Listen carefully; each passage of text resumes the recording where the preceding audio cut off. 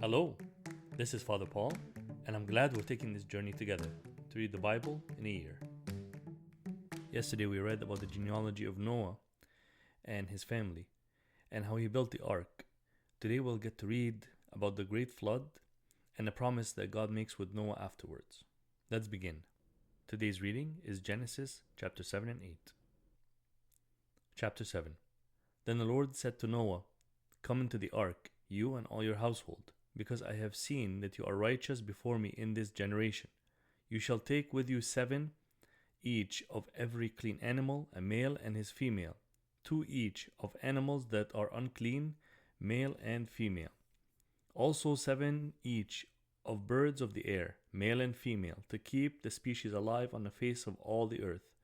For after 7 more days I will cause it to rain on the earth, 40 days and 40 nights, and I will destroy from the face of the earth all living things that I have made."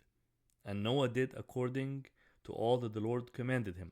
Noah was 600 years old when the flood waters were on the earth. So Noah with his sons, his wife and his sons' wives went into the ark because of the waters of the flood, of clean animals, of animals that are unclean, of birds, and of everything that creeps on the earth. 2 by 2 they went into the ark to Noah, male and female, as God had commanded Noah. And it came to pass after 7 days that the waters of the flood were on the earth.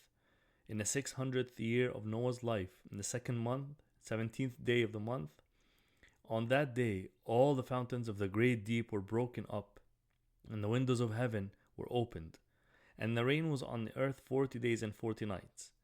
On the very same day Noah and Noah's sons, Shem, Ham, and Japheth, and Noah's wife, and the 3 wives of his sons with them, entered the ark. They and every beast after its kind, all cattle after their kind, every creeping thing that creeps on the earth after its kind, and every bird after its kind, every bird of every sort. And they went into the ark of Noah 2 by 2, of all flesh in which is the breath of life. So those that entered, male and female, of all flesh, went in as God commanded him, and the Lord shut him in. Now the flood was on the earth 40 days. The waters increased and lifted up the ark, and it rose high above the earth. The waters prevailed and greatly increased on the earth, and the ark moved about on the surface of the waters. And the waters prevailed exceedingly on the earth, and all the high hills under the whole heaven were covered.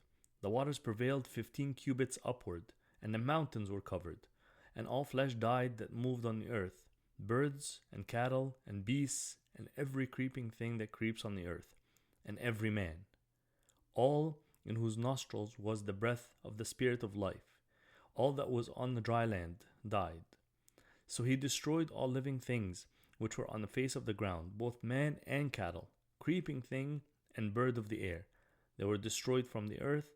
Only Noah and those who were with him in the ark remained alive, and the waters prevailed on the earth 150 days. Chapter 8. Then God commanded Noah, and every living thing, and all the animals that were with him in the ark, and God made a wind to pass over the earth, and the waters subsided, the fountains of the deep, and the windows of heaven were also stopped. And the rain from heaven was restrained, and the waters receded continually from the earth. At the end of the 150 days the waters decreased. And then the ark rested in the 7th month, the 17th day of the month, on the mountains of Ararat. And the waters decreased continually until the 10th month. In the 10th month, on the 1st day of the month, the tops of the mountains were seen. So it came to pass, at the end of 40 days, that Noah opened the window of the ark which he had made. Then he sent out a raven, which kept going to and fro until the waters had dried up from the earth. He also sent out from himself a dove to see if the waters had receded from the face of the ground. But the dove found no resting place for the sole of her foot, and she returned into the ark to him. For the waters were on the face of the whole earth. So he put out his hand and took her, and drew her into the ark to himself. And he waited yet another 7 days. And again he sent the dove out from the ark. Then the dove came to him in the evening, and behold, a freshly plucked olive leaf was in her mouth. And Noah knew the waters had receded from the earth. So he waited yet another 7 days, and sent out the dove, which did not return again to him any more. And it came to pass in the 601st year, in the first month, the first day of the month, that the waters were dried up from the earth. And Noah removed the covering of the ark and looked, and indeed the surface of the ground was dry. And in the 2nd month, on the 27th day of the month, the earth was dried. Then God spoke to Noah, saying, Go out of the ark, you and your wife and your sons wives with you.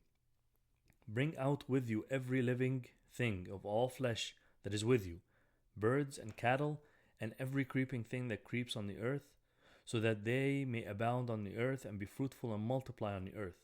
So Noah went out, and his sons and his wife and his sons' wives with him.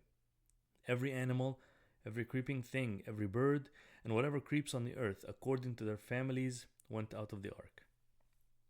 Then Noah built an altar to the Lord, and took of every clean animal and of every clean bird, and offered burnt offerings on the altar. And the Lord smelt a soothing aroma. Then the Lord said in his heart, I will never again curse the ground for man's sake, although the imagination of man's heart is evil from his youth, nor will I again destroy every living thing as I have done. While the earth remains, seed time and harvest, cold and heat, winter and summer, and day and night shall not cease.